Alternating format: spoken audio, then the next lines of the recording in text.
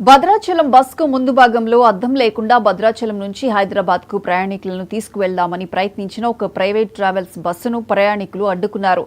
భద్రాద్రి కొత్తగూడెం జిల్లా భద్రాచలంలో ప్రతిరోజు రాత్రి ప్రైవేట్ ట్రావెల్స్ బస్సులు హైదరాబాద్కు నడుపుతున్నారు.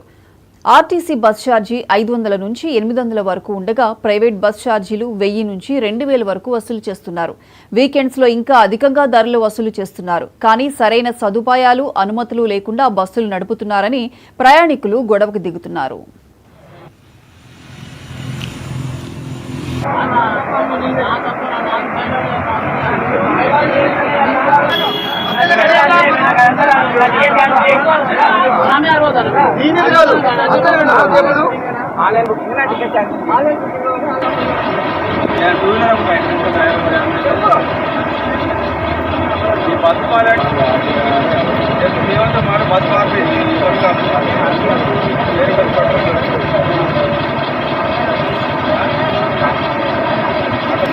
బిఎస్ఆర్ అర్థం లేక ట్రావెల్స్ ఎలా తీస్తారు చెప్పు.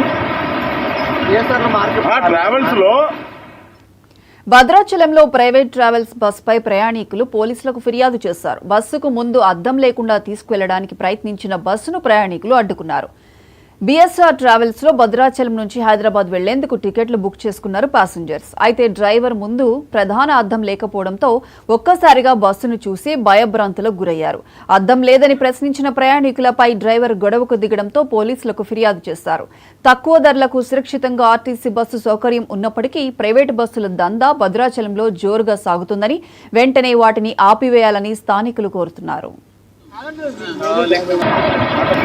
బిఎస్ఆర్ లో అర్థం లేక ట్రావెల్స్ ఎలా తీస్తారు చెప్పు. ట్రావెల్స్ లో ఫ్రంట్ పోర్షన్ లో అర్థం లేక ట్రావెల్స్ ఎలా నడుపుతున్నావు నువ్వు? ఒకసారి చెప్తున్నాను ఒక్క మాట, అదొక్కటి చెప్పు. మరి అవును, మరి ఎగ్జామ్ పోతున్నప్పుడు అది ఎక్కడ టైం పోతావు, నువ్వు ముందు పోతావు, వెనక పోతావు.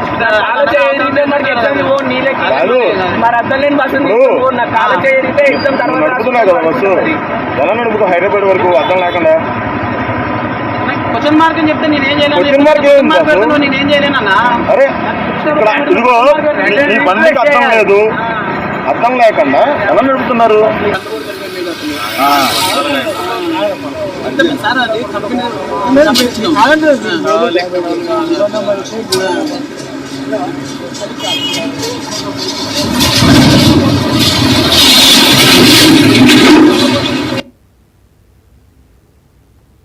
Right TV